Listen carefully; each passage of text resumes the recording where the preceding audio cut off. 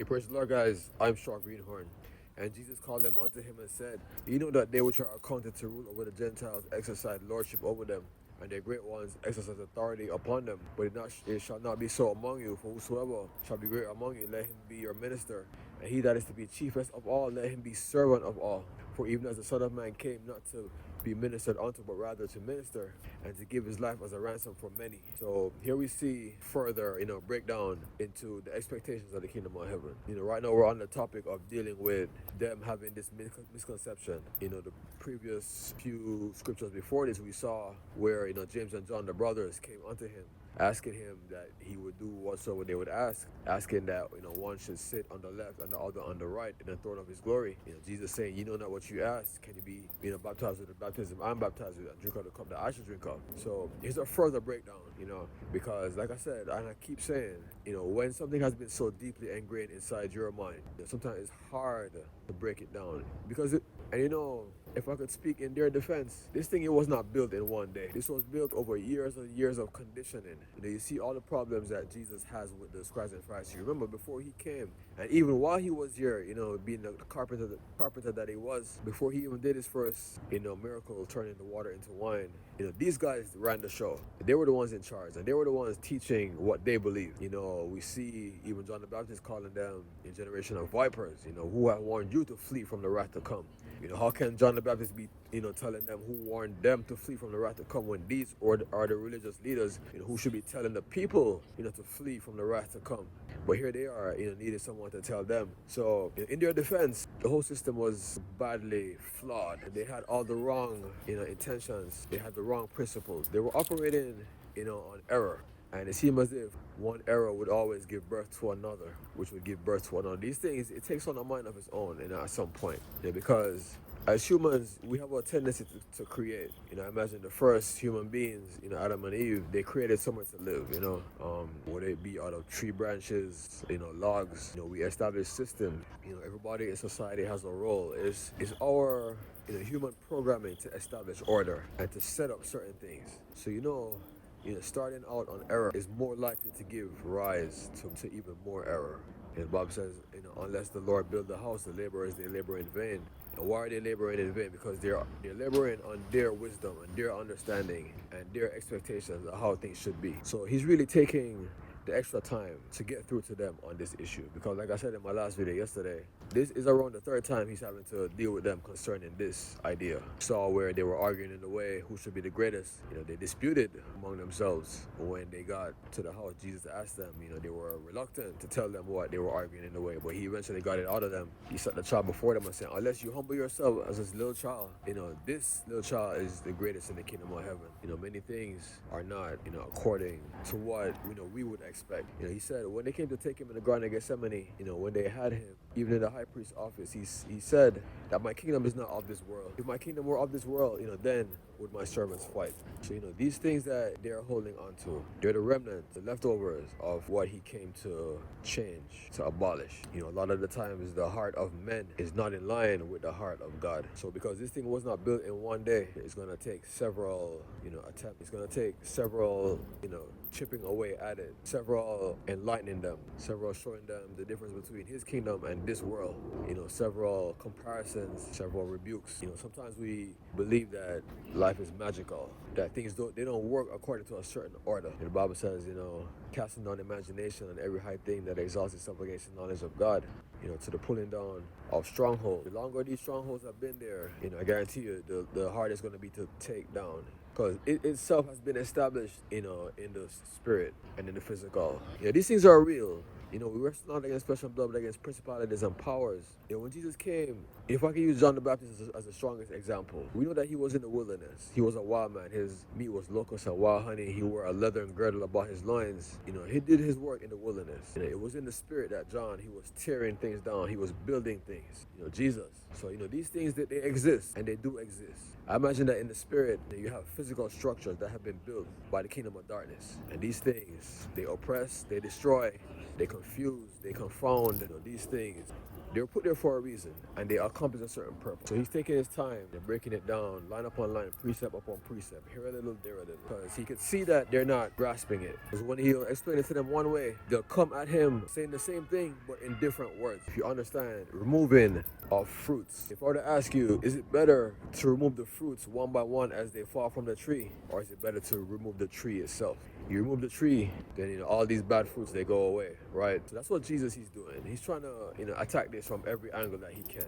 He just explained to them, can you drink up the cup that I shall drink of, or be baptized with the baptism I am baptized with? And maybe even that statement went over their head, because as much as he's telling them that he's to be betrayed into the hands, to be killed, we could say it's not registering in their minds. We've seen him use, like I said, a little child. He directly states to them in this one that it shall not be so among you. Many times as a believer, we are, when we have good leaders around us, they show us how to, not think according to the old pattern. The Bible says, so a man being Christ is a new creature, old things pass away, behold, all things come new. Be not conformed to this world, but be transformed by the renewing of your mind. So we see him calling them unto him, saying unto them that pretty much those which are appointed, of this world to rule, that they exercise lordship. Those that are great in exercising authority. What is lordship? Lordship is understanding that there's a person that's over you, there's a person that's in charge, and it's a formal thing. This thing is given, either he's literally your boss or your owner. In those days, they had hired servants, or being appointed through some official channels, like even by the government or the king, however he came into power. You almost get the feeling that this position is not as much permanent, but it's more like he that is worthy, let him be worthy. Because in the old system, it would seem as if even if you did not so much of a good job, you were still able to keep, this authority and lordship. Imagine being under the hands of a cruel boss or a cruel leader. The difference is with the kingdom of heaven, you start, messing up. That's it. There goes your position. You're not at liberty to abuse as the old system would allow you to. And I really do believe that this is why the disciples are fighting so hard to secure this position, because they know what's possible, from the dark side of being under a leader that's not so good for your, peace. A leader that's not, uplifting and, encouraging. Some people, they try to take out their whole life's frustrations on others. Maybe growing up, they didn't have wealth. They saw others enjoy wealth and the benefits that go with that. Socially, having more friends, being invited more places, being considered more. So he calls them onto them. It's like a kind of a debrief, and he's prolonging this, explanation. They've gotten it wrong enough times, for him to know that, hey, this is something I need to address. So the Gentiles, he refers to the Gentiles.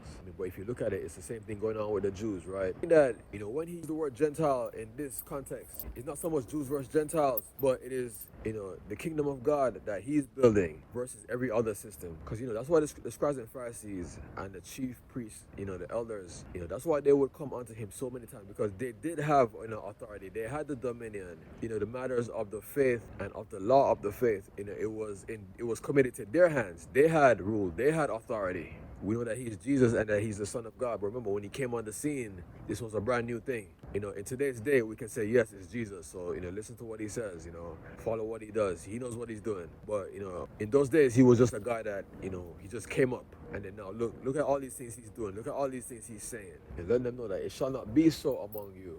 There's a lot of pride that goes and vanity when people reign over others. They become vain. If you look at a lot of dictators, and they like to put their servants to death. Imagine somebody working for you, serving you. What could they possibly do that's so bad? Unless they were trying to poison you or overthrow you. But, they become so entitled that, they feel that they have the right to end others' lives, based on random things. And, that just goes to show you the wisdom of God, that he was able to look at this and come up with this as a solution. Because remember, he himself is God and he reigns. Why would he come up with a system that would even challenge, his authority? We know God is good and he's not going to mistreat us and he's not going to be like that. But if you think about it, this would even keep him in line, right? Not saying that he ever would, walk on the dark side like some of these leaders do. All right, so let's get into these scriptures. It starts out saying, and then Jesus called them unto him and said, you know that they which are appointed to rule over the Gentiles exercise lordship over them, and they which are counted to be great exercise authority upon them. So him calling them unto, it's really, it's time to learn. It's time Usually when we see him, call him unto him, it's a deep issue, and he wants to protect them from something. That's what it usually means. Last time we saw him call them was, when the scribes and Pharisees came demanding a sign. He said, "No sign shall be given you."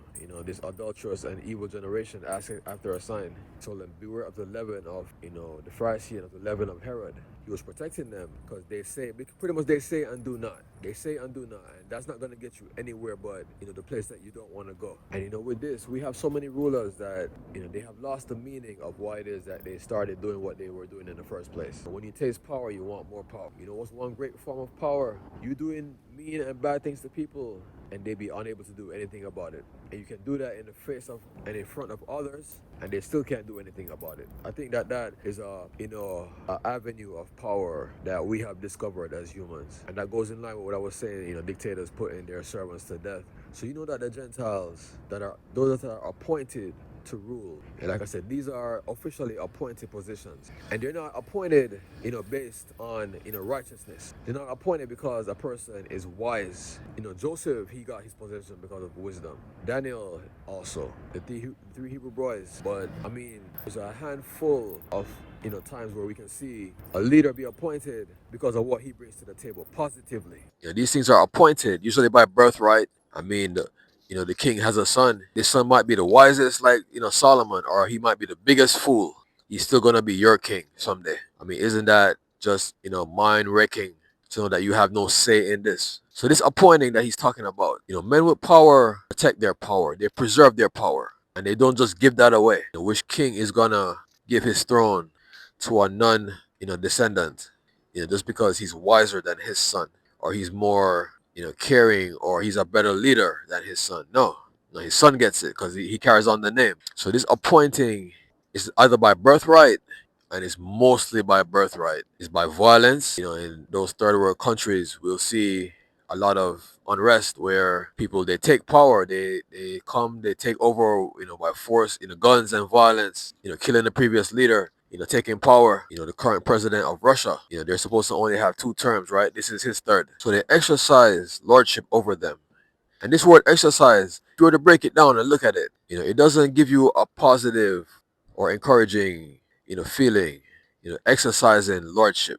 This sounds like putting people in their place. This sounds like ruling, even despite what the people have to say. I guarantee you, this exercising of this lordship, is not so nice. It's you showing them that, hey, I'm in charge, and we're gonna do this, this way and my way.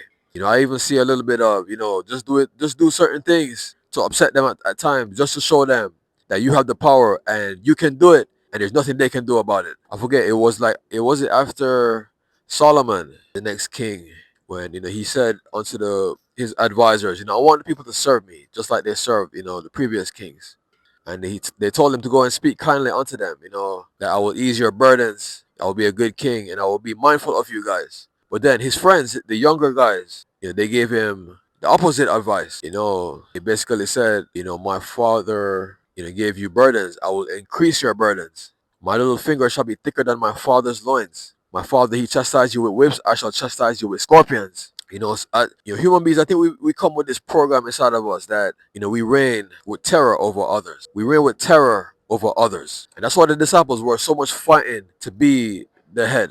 Because they didn't want anyone reigning with terror over them. They wanted to be the one. If there was any terrorizing going on, they wanted to be the one doing the terrorizing. And that's why you see them fight so hard to get this position. It's such a sad thing that there's not like a official class that are taught to incoming leaders, on how to do the best for your people, how to get to the heart of the matter or what the people need, how to build things that benefit them. We don't really see kings establishing things for the people, right? It's all about themselves. I know certain world leaders, they have guys that scout the island just looking for women, just to bring to the palace, just so the king can be with them. Cuba, I mean, what about the other men, of the island? I mean, how's that man gonna feel knowing, And the great ones, they exercise authority.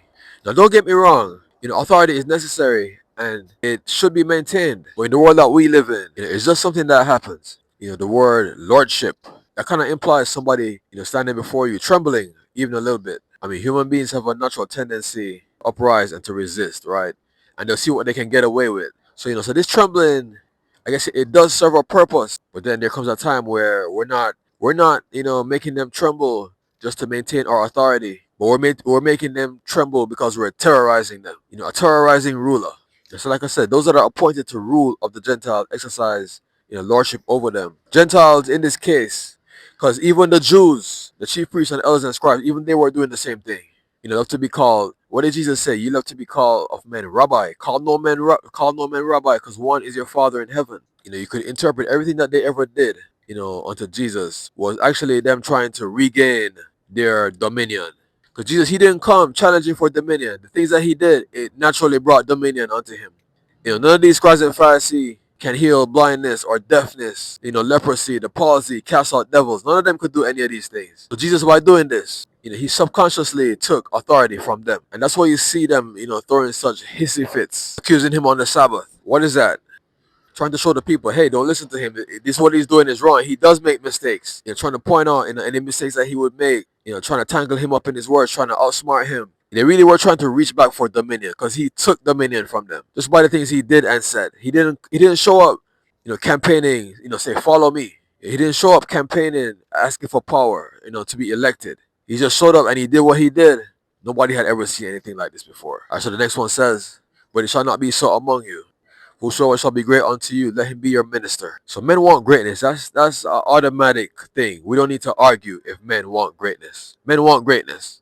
But since the days of old, the days of conquerors, the days of invaders, when men from one village would go and pillage another village, taking all their resources, bringing back the women, killing the men, we learn that violence works. So he's here letting them know that it shall not be like that among you. I know you guys are used to this. You've seen it so much. And like I said, they're having such a hard time letting go of this, and remodeling their mind according to what he's trying to teach them. So he's spending this time. He's going over and over and over again. I must say that, even when he was taken, back to heaven, we didn't see them arguing over authority or power. I must give them that. We never ever saw them argue over, authority or power or who was in control. There was too much to do. There was too much going on. And, they had the heart that they just wanted to see everybody, healed and fixed, delivered. They did have good intentions. And I believe that outweighed, any bad thing that might have come up. So here he's letting them know that it shall not be so among you. When they asked for the king, he told them the manner of king, that he would take their sons and daughters to be, his soldiers and his cooks and bakers. He would take their lands, their vineyards, and they still said yes. They were so hungry to be like the other nations. So he that is greatest among you, let him be your minister. I think that we get the term minister. Sometimes we pigeonhole it into only meaning words. I'm a minister. That means I'm a preacher. I speak. I give the word. I, even give judgment, on how things should be, what's going wrong, and I help people get it straight. But a minister is so much more. It deal with every aspect. The physical, spiritual, the mental. A great minister can look at a person asking for prayer concerning a certain thing, and they'll be able to see that the thing that's causing this problem is something all the way over in this corner that's hidden. That this is what really needs to be addressed, and then everything will flow free. Minister is a servant really, because that's like I said. Men want greatness. You want to be great. Help people. Be a problem solver for people. People just want to reign just for reigning's sake. People want people to love them just because they're reigning. So the next one says, and whosoever shall be chiefest among you, let him be servant of all. In this thing, going to the top means going all the way to the bottom. Because you serving, knowing what it is that you're doing, being effective, you're gonna be called upon. The people they're gonna, the word is gonna get spread, just like with Jesus. Hey, there's just one guy, man. I went to him. He really helped me. But that's the game. I mean, I watched this movie that this dude, he was a mafia, and he had, he had his henchmen, and he assigned one of them to look after his daughter, but then he ended up dating the daughter. And the others were like, listen, that's not why you're here. He didn't hire you, for that. Because as ministers, sometimes when we come with that wrong expectation, we come expecting, men that want to reign, they come expecting to be like a king, riding in a chariot, just waving to people. I realize that there's work to be done. The minister is like a worker, but instead of getting paid in money, he gets paid in greatness. If I could put it one way, the minister is like a servant, but that does not get paid in money, but he gets paid in greatness. Serving, getting paid in greatness. And I think that's the idea Jesus is trying to get in onto them. All right, so the last one says, for even as the Son of Man came not to be ministered unto, but rather to minister and to give his life as a ransom for many. So the two biggest issues they're having right now is concerning being great and Jesus about to die. These are the two things that they are unable to wrap their heads around. They're having so many problems, with it. Every time he explains it to them, they're hearing it for the first time. They are unable to hold on to these two concepts. So this statement is saying both in one. For the Son of Man came not to be served, but rather to serve. You guys are so used to kings being waited upon. The king, he even had the cupbearer who was to drink taste the food in case any poison was in there. That's how much a king is waited on. When he rode in on the donkey, they spread the palm branches in the way, saying, Hosanna, Hosanna in the highest. Blessed is he that cometh in the name of the Lord. If they were to pay attention, why were they saying all these things about him? It's because of the things he did for them, right? The service that he did. My name is Legion, cast into the swine. Lazarus come forth, Lazarus being dead. 10 lepers had leprosy. Man lying in the bed sick of the palsy, that sins be forgiven thee. All these things. That's literally why they loved him, right? Because of the service. And this was supposed to have been the example. They were supposed to have caught onto this. But then, sometimes we have such a short memory. Because, we use all these things to establish that he is the king. But then subconsciously, then we're going to take him and remove him from the things that made him great. Remove him from the things that made the people know him. Remove him from the things that got him all this love and care that you guys are showing him right now. How did he get there? It was by serving. He did such a good job. They say, here's our king. So he came not to be ministered unto, but rather to minister and give his life as a ransom for many. Paul said, if Christ be not risen, then we are men most miserable, and we are liars. Cause why preach we unto you? Because if he be not risen, then we shall not be risen. Then is our preaching in vain, right? He came to be that final sacrifice. We know the Levitical law, whenever a person sinned, it was the blood that atoned for them. The animal, sacrifices. Once a year, the high priest would go and make a sacrifice for himself and then for the whole camp. Jesus was that sacrifice. And the final sacrifice that would ever be needed, it wouldn't be a yearly thing anymore. But the perfect Lamb of God, slain from before the foundation of the world, he came to release his blood on our behalf. But, they have such a great, trouble grasping, this concept. I am Straw Greenhorn.